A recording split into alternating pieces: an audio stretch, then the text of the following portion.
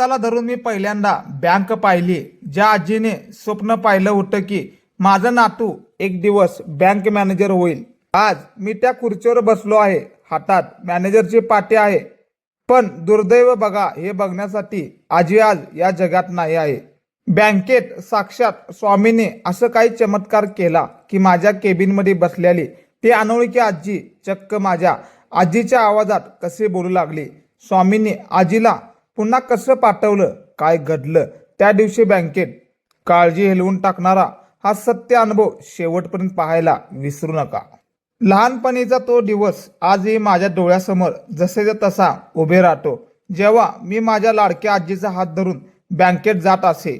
माझी आजी तशी चौथी शिकलेली होतं, पण त्या काळी ती खूप सुशिक्षित आणि व्यवहारी होती. तिला बँकेचे सर्व व्यवहार नीट समजायचं. आजीला तिचं पेन्शन मिळावे म्हणून मी नेहमी तिच्यासोबत जात असे. तिथे गेल्यावर मी मोठ्या उत्साहाने विड्रॉल फॉर्म भरून द्यायचा.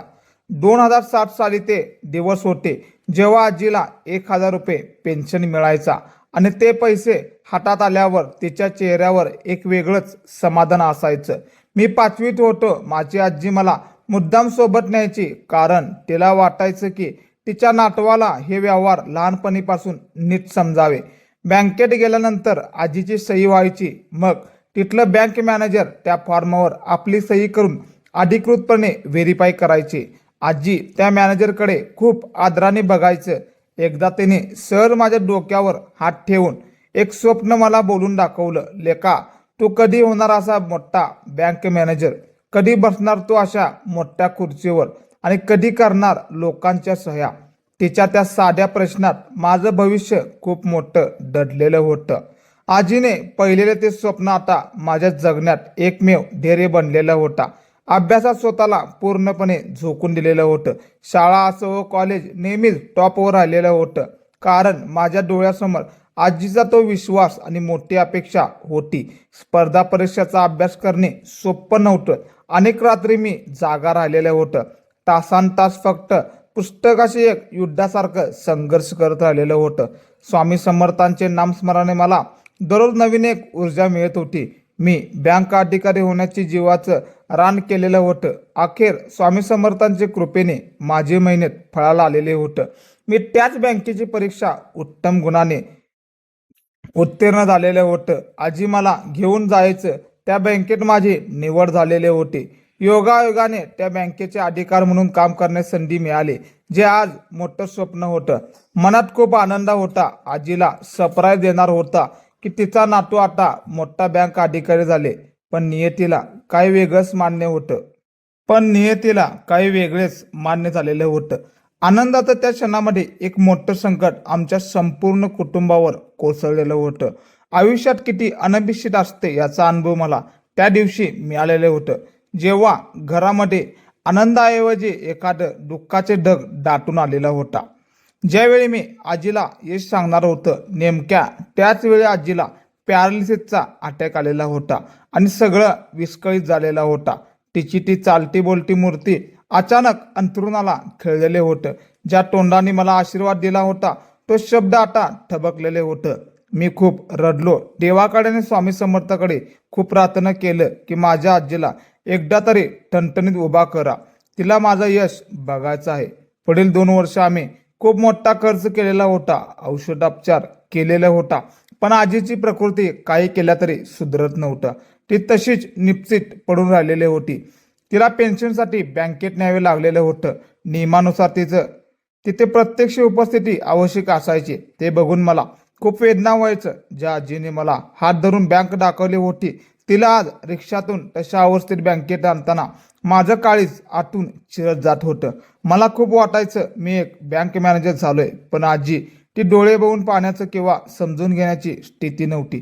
पण स्वामींवर माझा विश्वास होता. नक्की काहीतरी चमत्कार करतील, पण एकदा माझ्याशी बोलतील, करतील. पण 7 नोव्हेंबर 2000 इयर नाही सांगणार, 7 नोव्हेंबर रोजी 7 वाजता ती तारीख माझ्या आयुष्यात सर्वात मोठा काळा दिवस ठरलेला होता, जेव्हा आजीने मला कायमचं सोडून दिलेलं होतं.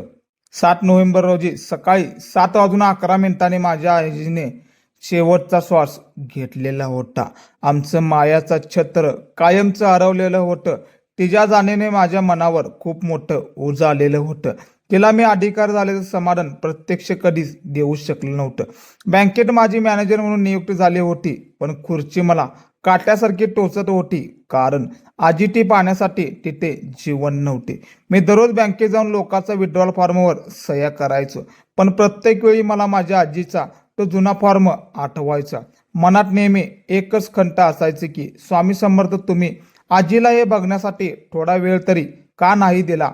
का तिला इतकं लवकर नेलं? लोक म्हणायचं की जे होतं चांगल्यासाठी होते, पण मला त्या दुःखातून बाहेर पडणं आणि कामावर लक्ष देणं कठीण जात होतं. बँकेचा तो स्टाफ, केबिन, ती फाईल, सगळं काही समोर होतं, पण आजीचं ते कौतुक, तिची माया मला मिळत नव्हती. 1 महिना उलटला. माझं मन शांत नव्हतं. मी काम यंत्रासारखं करत होतं. आजी जाऊन बरोबर 1 महिना झालेला होता. मी बँकेत माझ्या केबिनमध्ये बसून नेहमीसारखं कामाच्या ओझ्याखाली व्यस्त होतं. अचानक खूप थकलेली वयोवृद्ध आजी आपल्या नातवासोबत बँकेत आलेले होते आणि ती थेट माझ्या केबिनच्या बाहेर येऊन शांतपणे थांबली. तिच्या हातात एक विड्रॉल फॉर्म होता आणि तिला सहीसाठी मॅनेजरची म्हणजे माझ्या व्हेरिफिकेशनची अत्यंत गरज होती. मी नजरवर केली, तिला पाहिलं. क्षणभर मला स्वतःच्या आजीची आठवण झालेली होती. आता कारण त्या आजीचं रूप माझ्या आजीसारखंच होतं.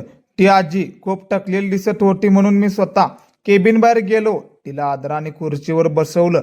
तिचा फॉर्म हातात घेतला. तिच्या फॉर्मवर माझ्या सह्या केल्या. तिची अडचण समजून घेण्याचा प्रयत्न केला.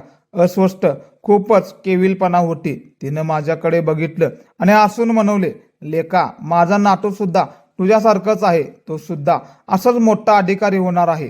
तिचे ते शब्द ऐकताच माझ्या अंगावर काटा आलेला होता, कारण अगदी हेच वाक्य माझ्या आजी सुद्धा लहानपणीपासून मला नेहमी म्हणायचे.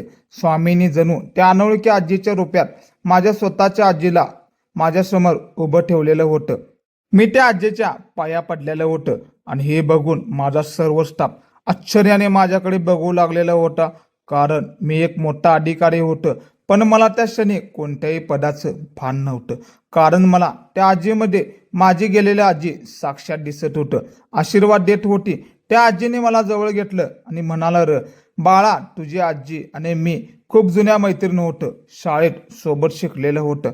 तिने मला आजीच्या जुन्या आठवणी सांगितलेले होतं. मला कळालं की या जगात काहीही योगायोगाने घडत नसतं. हे सगळं स्वामींचंच नियोजन असतं. ती आजी म्हणाली, तुझी आजी गेली याचं दुःख करू नकोस. मी आहे ना तुझ्या आजीसारखे, तुला आशीर्वाद द्यायला इथे आलेलं आहे. त्या दिवशी माझं सगळं जणू एका क्षणात वाहून गेलेलं होतं. मला खूप हलकं आणि मनापासून समाधान वाटू लागलेलं होतं. आजीला मी जिवंतपणे यश सांगू शकलं नाही, पण स्वामींनी त्यांच्या मैत्रिणाच्या रूपात आजीचा निरोप माझ्यापर्यंत योग्य वेळी पोचवला होता. देव काही ना काही मार्ग काढतोच. आपल्या भक्ताची मनातली इच्छा पूर्ण करण्यासाठी कोणत्याही अनोळखी रूपात धावून येतो. स्वामी समर्थांच्या या अद्भुत लीलांनी मला पुन्हा एकदा सावरलं होतं आणि जगण्याचे एक नवीन उमेद आणि सकारात्मकता माझ्या मनात दिलेले होते. जेव्हा मी त्या वृद्ध आजीच्या पाया पडलो, तेव्हा बँकेत उपस्थित असलेले ग्राहकांमध्ये आणि माझ्या सहकार्यामध्ये एकच कुजबूज झालेले होतं. एक क्लास 1 अधिकारी अशा प्रकारचे एका साध्या ग्रामीण आजीसमोर नतमस्तक होते. हे दृश्य कोणासाठीही थक्क करणार होतं. काही कर्मचाऱ्यांना वाटलं की ही कदाचित माझी सख्खी आजी आहे, पण जेव्हा त्यांना समजलं की ते अनोळखी ग्राहक आहे, तेव्हा त्यांचा आदर माझ्याबद्दल खूप वाढलेला होता. माझ्या वागण्याने बँकेत एक वेगळंच वातावरण तयार झालेलं होतं. तिथे कामापेक्षा माणुसकीला जास्त महत्त्व मिळालेलं होता. त्या आजीने मला माझ्या गालावरून हात फिरवलं होतं. राजा, तू खूप मोठा होशील. गरिबाच्या कामाला कधीच नकार देऊ नकोस. तिच्या त्या वाक्यात स्वामींची आज्ञा दडलेली होती. आयुष्याच्या प्रवासासाठी दिशा देणारी ठरणारी होती. मी माझ्या स्टाफला सांगितले की आज मला माझी आजी पुन्हा भेटली. तिने पाहिलेले स्वप्न मी स्वामी समर्थांनी खऱ्या अर्थाने पूर्ण केलेलं आहे. कर्मचाऱ्यांच्या डोळ्यातही त्या क्षणी आदर होता, कारण पद कितीही मोठं असलं तरी संस्कार किती मोठे असतात हे त्यांना समजलेलं होतं. स्वामींच्या कृपेने त्या दिवशी बँकेत ते औपचारिक केबिन एक भक्तिमय आणि माणुसकीच्या मंदिरात रूपांतर झालेले होतं. आजीच्या निधनानंतर माझ्या मनावर जो पोरकेपणाचा डोंगर कोसळला होता त्या प्रसंगानंतर पूर्णपणे बाजूला झालेलं होतं. मला आता हे उमरलं होतं की आजी कुठेही गेलेली नाही. स्वामींच्या आशीर्वादाने कोणत्या ना कोणत्या रूपात माझ्या कामावर, माझ्या निर्णयावर तिचा नेहमीच प्रभाव राहील. मी कधीही गरिबांना माझ्या दारातून रिकाम्या हाते पाठवणार नाही. बँकेची ती मोठी खुर्ची आता मला ओझं वाटत नव्हती, तर एक संधी वाटत होती, ज्यातून मी एक शेकडो आजी आजोबांचं सेवा करू शकणार होतं. स्वामी समर्थांची प्रचिती मला दिलेली होती की भिवू नकोस, मी तुझ्या पाठीशी उभा आहे आणि तुझ्या आजीचे आशीर्वाद सुद्धा तुझ्या सोबतच आहे. त्या रात्री मी पहिल्यांदा शांत झोपलेलं होतं, कारण मला खात्री पटलेली होती माझ्यावर खूप आनंद आणि समाधान आहे. लोकांसाठी मी एक अधिकारी होतो, पण माझ्यासाठी आजही तोच लहान नातू होतो. आजीचा हात धरून बँकेत फॉर्म भरण्यासाठी यायचं. माझं कर्तव्य एकटा फक्त पैसे मोजणे नव्हे, तर लोकांच्या चेहऱ्यावर हसू आणि समाधान जपणं होतं. हेच तर खरं मशीन बनलेलं होतं. स्वामींच्या कृपेने आयुष्यातील एक नवीन अर्थ मिळालेला होता. मी अधिक उत्साहाने कामाला सुरुवात केलेली होता. पेन्शन ही केवळ ठराविक रक्कम नसते, तर त्या वृद्धांची, सन्मानाची आणि त्यांच्या कष्टाची फळाची एक छोटीशी पावती असते. लहानपणी 1,000 रुपये मिळताना जो आनंद पाहिला होता, तोच आनंद मी माझ्या प्रत्येक ग्राहकांच्या चेहऱ्यावर बघू लागलेलं होतं. बँकेत असो नियम केला होता की जे वृद्ध लोक चालून येऊ शकत नाही, त्याच्यासाठी आम्ही सुलभ आणि सन्मानाने सेवा देऊ शकलेलं होतं. केबिनचे दरवाजाने आता प्रत्येक गरजू आजी आजोबासाठी नेहमी उघड असायचे होते. अनेक लोक विज्ञानावर विश्वास ठेवतात, पण मला आलेला हा प्रत्यक्ष अनुभव विज्ञानाच्या पलीकडे पूर्णपणे दैवी होता. आजी जाऊन बरोबर महिना झाला आणि त्याच वेळी आजीच्या मैत्रिणीचं बँकेत येणे हा केवळ योगायोग नक्कीच नव्हता. स्वामी समर्थांनी मनातील खंत ओळखलेले होतं. त्यांना माहित होतं की जोपर्यंत आजीचा आशीर्वाद मिळत नाही, तोपर्यंत मी काय शांत बसणार नव्हतं. त्या अनोळखी मुखातून निघालेले शब्द जणू स्वामींचेच होते, जे मला सावरण्यासाठी आणि मला दिशा देण्यासाठी आलेलं होतं. अक्कलकोटचे स्वामी समर्थ प्रचिती पावलोपावली येत असतात. ती फक्त अनुभवासाठी आपल्याकडे श्रद्धा आणि भक्ती असावी लागते. त्या दिवशी मला पुन्हा जाणवलं की स्वामी समर्थ आपल्या पाठीशी गंभीरपणे उभे आहेत. ते आपल्याला कधीच एकटे पडू देत नाही.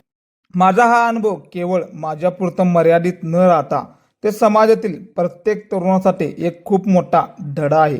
असं मला वाटतं की आपल्या घरातील थोर मोठ्याचे स्वप्न पूर्ण करणे हेच आपल्या आयुष्यातील सर्वात मोठं यश असतं. आजच्या पिढीनं समजून घेतलं पाहिजे, कधीही स्वतःच्या कष्टावर आणि ईश्वराच्या कृपेवर शंका घेऊ नका, कारण योग्य वेळी योग्य तुम्हाला मेहनतीचं फळ नक्कीच मिळते. परिस्थिती कितीही कठीण असलं तरी डगमगू नका. आपली खरी परीक्षा असते स्वामी सोबत असतात. आजी आजोबांची सेवा करणं हीच तर खरी ईश्वर पूजा आहे, हे विसरू नका. यश मिळाल्यावर अहंकार बाळगू नका. यश देणारा तो वर बसलेला आहे, स्वामी समर्थ आहेत. कोणत्या क्षणी ते घेऊही शकतो. नेहमी नम्र राहा. शक्य होईल तेवढी इतरांची मदत करा. हा छोटासा हात कोणाला तरी पूर्णपणे आयुष्य बदलू शकतो. मित्रांनो, या माझ्या अनुभवासारखे अनुभव तुमच्याकडे असतील तर आम्हाला कमेंटमध्ये नक्की कळवा. तुमच्या आयुष्यातील स्वामींनी अशी काही प्रचिती दिली आहे का? तुमचं एखादं स्वप्न स्वामींच्या कृपेने पूर्ण झाले आहे का? कमेंटमध्ये श्री स्वामी समर्थ लिहायला विसरू नका, कारण स्वामींच्या नामात जी शक्ती आहे ती कोणत्याही संकटावर मात करू शकते. तुमचा एक सकारात्मक संदेश किंवा अनुभव कोणातरी हताशी झालेल्या व्यक्तीला पुन्हा एकदा उभारे देऊ शकतो. म्हणून व्यक्त व्हा. आम्ही तुमच्या सर्व कमेंट वाचतो आणि त्यातून आम्हाला अशा प्रेरणादायी कथा लोकांपर्यंत पोहोचण्याची खूप ऊर्जा मिळते. स्वामींचा हा परिवार दिवसेंदिवस मोठा होत आहे आणि आपल्या सर्वांच्या सोबतीनं हा भक्तीचा गंगा सर्वत्र पोहोचणार आहे. व्हिडिओ आवडला असेल तर लाईक करा, चॅनेलला आवर्जून सबस्क्राईब करा, जेणेकरून नवीन प्रचिती तुमच्यापर्यंत सर्वात आधी पोहोचेल. स्वामी समर्थ महाराज तुमच्या सर्वांचे कल्याण करू. तुमच्या आयुष्यात सर्व चांगली स्वप्ने महाराजाच्या कृपेने पूर्ण हो. नेहमी आनंद राहा. स्वामींच्या स्मरणात तल्लीन राहा, कारण स्वामीच आपल्याला या भवसागरातून पार नेणार आहेत. श्री स्वामी समर्थ.